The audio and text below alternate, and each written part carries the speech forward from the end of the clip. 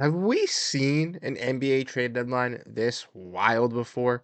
It's not even the final day, and we've seen Luka Doncic, De'Aaron Fox, Jimmy Butler, Zach LaVine, Chris Middleton, Kyle Kuzma, Andrew Wiggins, and many other names already being moved before the trade deadline. And we've got even more news coming out with more trades that have happened. I've made 3 videos today on specific trades and specific moves that have happened.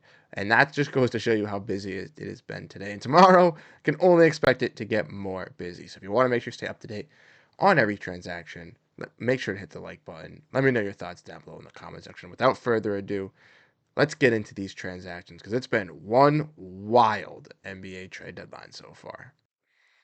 So the first transaction that we're going to be discussing is the Lonzo Ball transaction. As I forgot to mention this in the last video, but the Bulls and Lonzo Ball have agreed to a 2-year, $20 million contract extension, a $10 million deal for Lonzo. And ultimately, for the Bulls, I don't mind this. They were trying to trade Lonzo for some second round picks, and extension was not the thing that a lot of people were thinking for, but I do think it gives Lonzo Ball some security. It still gives the Bulls some flexibility to compete this season, but ultimately still be able to trade Lonzo Ball on a tradable contract in the near future when they do fully look to go into that rebuild. I do think that the Bulls will try to move off of Nikola Vucevic still, even if some other teams are not interested. But I do like this move from the Bulls. I'm just happy Lonzo Ball, after being hurt for so long, is able to get a long-term extension. I think that's nice by the Bulls, giving it to him. And I think ultimately he will be moved by this Bulls team, which I'm not too mad about. I also did want to add that in our latest video, we broke down the Jimmy Butler trade, but I mentioned that Kyle Anderson was a player that was getting sent from Toronto, but with Toronto backing out, there was a change, and I wanted to update that. So if you missed that video, go check it out. But if you did see it, the update is that Miami is looking to keep Kyle Anderson for now, per Shams Charania sources say. So it will be Wiggins, Tucker, and Anderson going to Miami in this deal, as Toronto has backed out. And Toronto backed out of this deal because Toronto got into a deal of their own. That's right, ladies and gentlemen. The Toronto Raptors have traded for New Orleans Pelicans wing Brandon Ingram. And they traded away Bruce Brown, Kelly Olynyk, a first-round pick, and a second-round pick. I don't know what the second-round pick is at the moment, but I do know that the first-round pick was that Pacers pick that they did acquire in a Bruce Brown deal. And I think that's pretty solid for this Toronto Raptors team and for the Pelicans, and we'll get into that in a little bit. For the Pelicans, and in their regard, I was a little confused that they didn't open up this deal. We saw the reports come through from Chris Haynes, and then Shams Charania broke it with the official details, but I was shocked that a third team didn't get involved. I thought that a team would be very interested in Kelly Olynyk. He's a very pretty suitable shooting big, and I thought they could reroute him. And I thought Bruce Brown would also covet some people on the open market as well, specifically the Milwaukee Bucks. They need some defense. I think it'd be a perfect fit. Even as a Celtics fan, I don't want to be saying that, but I think it'd be a perfect fit. And I'm not sure why they didn't go through with that. Maybe there's still time before the trade deadline to get something done for these guys to be rerouted. But if they do stay in New Orleans, I don't know what New Orleans is really doing by keeping these guys. Bruce Brown's a free agent next season. Kelly Olynyk, I believe, has one more year on their deal, so they could reroute him, could potentially keep him. But for the Hornets, they're looking to tank. They're looking to be bad this season. Both these players definitely have value. I think should be rerouted for more value for the Pelicans here. If the Pelicans can do that, I think that's great. They obviously weren't going to extend Ingram. They made that clear last season. They weren't giving him the $40 million, and he's hurt this year. So it makes sense that they want to trade him. Now, looking at it from the Raptors' perspective, if we want to look back at the trade here, want to dive into it. The Raptors are acquiring a guy in Brandon Ingram. And Brandon Ingram, I think, is going to be a solid addition for this team. The Raptors take a little step back this season, but obviously Masai Ujiri wants his team to be competing, and he's a very, very knowledgeable guy on buying low and selling high. And I think that's exactly what he's going to do with Brandon Ingram here. He's going to buy low on Brandon Ingram, have the potential of working him into this lineup with RJ Barrett, with Scotty Barnes, bringing back that 3-wing lineup that he previously coveted with OG Anunoby and Pascal Siakam, Jakob Poeltl, Emmanuel Quickly, Grady Dick, Ochai Agbaji, Jonathan Mobo, and some other pieces. And I do think this Raptors team because it's the Eastern Conference, will be comparable. They will be competitive if they still make some moves around the edges. They could sneak in as a, playoff slash play-in team and really be a scrappy team in the Eastern Conference. And then ultimately, if it doesn't get them to the promised land, they can use those moves to move and upgrade the team to get them to that championship. And that's what Masai Ujiri sees with this vision here. And I don't blame him for making this move. I think it was a smart one to go out and get Ingram on this cheap of a contract. I wanted teams like the Bucks and the Nuggets to be interested in a player like Brandon Ingram. I thought for Michael Porter Jr. or even for Chris Middleton, he would be a perfect upgrade for these teams. But ultimately, going to the Raptors, it was a unique team to see him go to. But I think honestly is a solid fit. But for the Pelicans here, I'd like to see them reroute some of those contracts in Kelly Olynyk and Bruce Brown. We then saw the Knicks get involved in a trade here, and the Knicks got involved in a deal from earlier today in which they sent Jericho Sims to the Milwaukee Bucks as part of the Bucks Washington Wizards Kyle Kuzma Chris Middleton deal, which still is yet to be finalized, so more things could be getting added to that. But in this deal, the Bucks are now sending DeLon Wright in cash to the New York Knicks for Jericho Sims. And the Knicks didn't want to keep Sims. He wasn't part of their long-term future. Ariel Hukporti, one of their younger rookie centers, has been very, very solid for them. And they have Mitch coming back. They have Precious. They have Cat. They don't need Jericho Sims. He was a guy that they definitely wanted to be traded. But for DeLon Wright, man, I genuinely don't know. The Bucks adding an athletic center in Sims isn't that bad. They need that help in the front court alongside Brook Lopez. So he's getting a little bit older, so I don't mind the fit for them. But DeLon Wright, Cam Payne, and Landry Shamet, basically the same player. Pretty sure I'll play for the New York Knicks at this point. Like, what are the New York Knicks doing? Maybe they cut DeLon Wright. Maybe they cut one of those other guys. Who honestly knows what the New York Knicks are doing? But getting off of Sims made sense. But for a player that doesn't really fit, I don't necessarily know, man. I don't really like it. And then lastly, final Sham Sharania bomb for me tonight, at least. Coming in very, very late.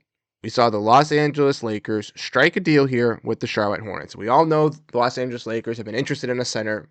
They made a blockbuster deal for Luka Doncic for Anthony Davis, and they make a one for a center here as they trade Dalton Connect, Cam Reddish, a 2030 first round pick swap in their 2031 unprotected first rounder, right?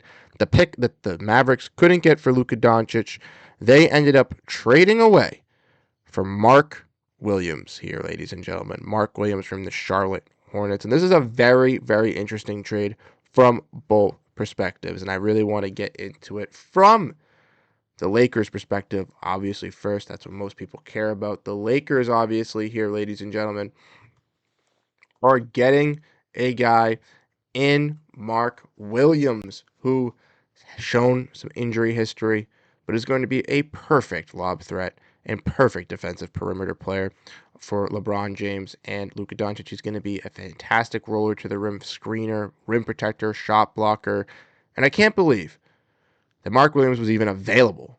People had known, what's with the Lakers finding all these uncut gems? What's with them getting everybody like Mark Williams and Luka Doncic? Why do they get everybody that nobody knows is available? I don't know, man. It's for the Lakers is absolutely fantastic. There's no complaints. Obviously, you did give up a lot for Mark Williams, but he is young. He has potential, and he can play alongside Luka Doncic for a while. You saw how Derek Lively and Daniel Gafford really worked with Luka Doncic for the Dallas Mavericks over this last season and a half, and adding a similar player like Williams makes sense. Now, for the Lakers, they were interested in trading Rui Hachimura a little bit as well, and I know a lot of trade rumors were focused on Rui, and maybe for Robert Williams, a very similar player type, but they obviously feel that Rui can help them in this playoff push and help them contend and win more than a player in Dalton Connect, who was a rookie, and they move off of Dalton Connect, their first-round pick this year.